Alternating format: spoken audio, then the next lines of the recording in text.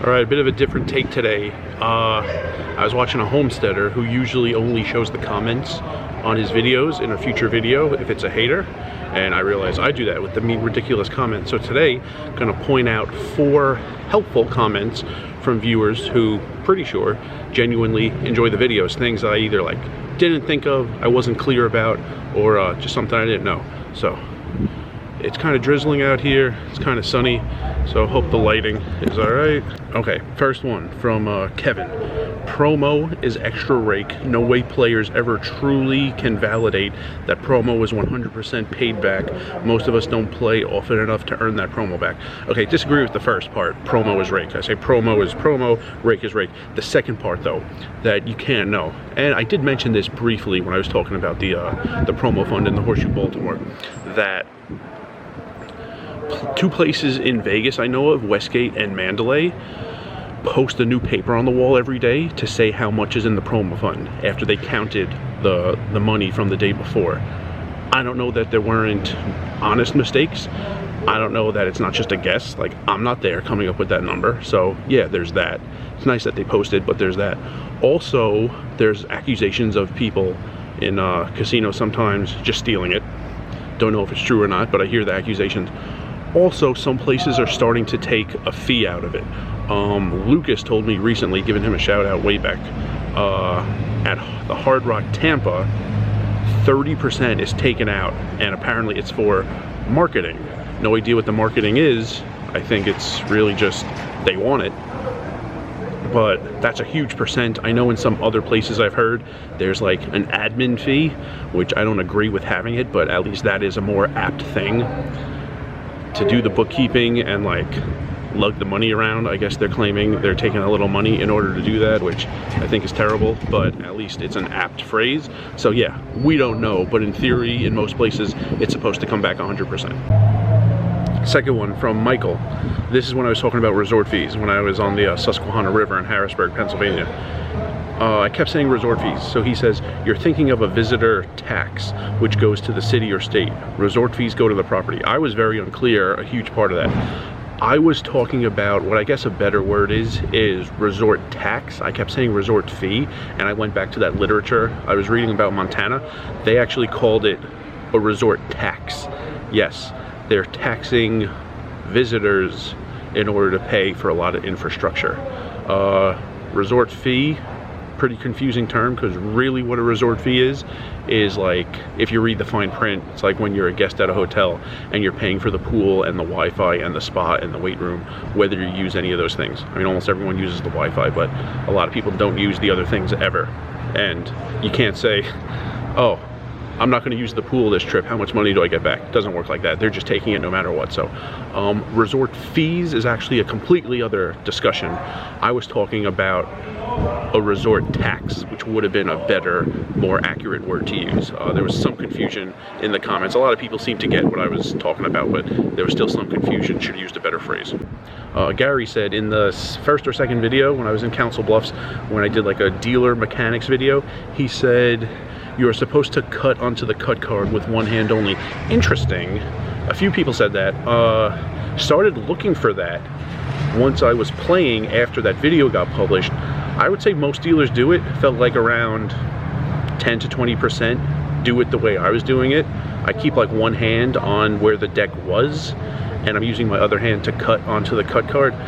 I do it because I've seen plenty of dealers using one hand and like the cards just go flying. They spread out and then they need to reshuffle. It's so much crisper and more efficient with 2. I guess it's a cheating thing not to be using 2. So I have seen a lot of dealers use one. Didn't remember that way back like 10 years ago. I read the manual for dealers who wanted to deal the World Series of Poker at Rio. This was, I guess, early 2016 when I first had the thought of maybe dealing a poker series. The only thing I remember vividly from there was if you count the deck and there are not 52 cards, don't say anything because it might cause an uproar. Call the floor over and say the deck is sticky. And that's code for there's some amount of cards besides 52. Get me a deck that has 52 cards quickly. I did read the whole thing. That's the only thing that stood out. I guess the cut with one hand was in there somewhere, but I didn't remember it. I didn't do it in the audition. No one seemed to care, and I didn't do it with one hand all summer, but from now on, that's the way you're supposed to do it. That's the way I'll practice. Got to practice lefty, got to practice righty. Want to use both arms next summer. Also got to practice reading low hands if I'm going to be dealing a lot of Omaha 8. So when I get back to practicing, which I should have been doing, haven't been, will in the near future, I'll work that in. Okay, from inside my room, final pleasant, helpful comment. This one from Dennis. The problem with your World Series of Poker circuit plan is that you'll have to get paperwork, casino licenses in all of those states. That's going to be a pain in the ass, and you'll have to manage the renewals going forward. Considered that. So when I was in Council Bluffs, I got the contact information of the woman in charge of a lot of the hiring for the circuit stops from Ian. Gave him a shout out while I was in Council Bluffs. Also got the contact information of the guy who does a lot of the hiring for the Run Good stops from Haley, also when I was in Council Bluffs. So I have those people's emails. I was thinking about it because I was looking back to this year and last year, where and when the World Series of Poker circuit and Run Good, you know, the cities, the length of the stops, and the time of year, yeah, that would be a huge hassle. So I was trying to make it not as cumbersome as, like, try to do everything that's in Council Bluffs, try to do, you know, Southern Indiana and Hammond, so that's like 2 stops, 1 gaming license, they're both in Indiana, things like that. Still seems like it's a bit of a hassle, so I haven't decided yet. That's one option. After the summer at Orleans, try to deal a bunch of stops in like the Midwest, Southeast, that part of the country in the second half of the year.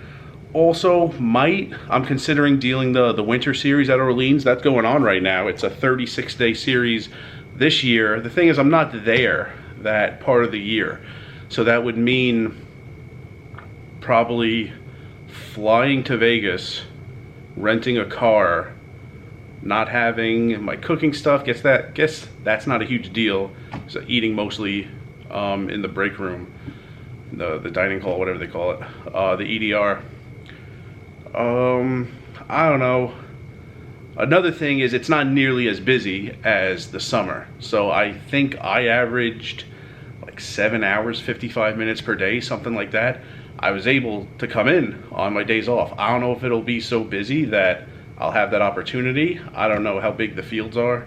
So it's an option. Both are options. Neither is amazing, but they're both options. But definitely at the time, at the end of the summer when I made that video, didn't quite understand all the logistics involved with dealing like many 10-day or so tournament stops in many cities in like a fairly short stretch. So once I started planning it, started figuring it out, Dennis called it earlier than I noticed it. So there you go. Some helpful comments, some clarifying comments, some things like that. I'll see how popular this video is. Maybe more to come. And remember, rice is a spoon food.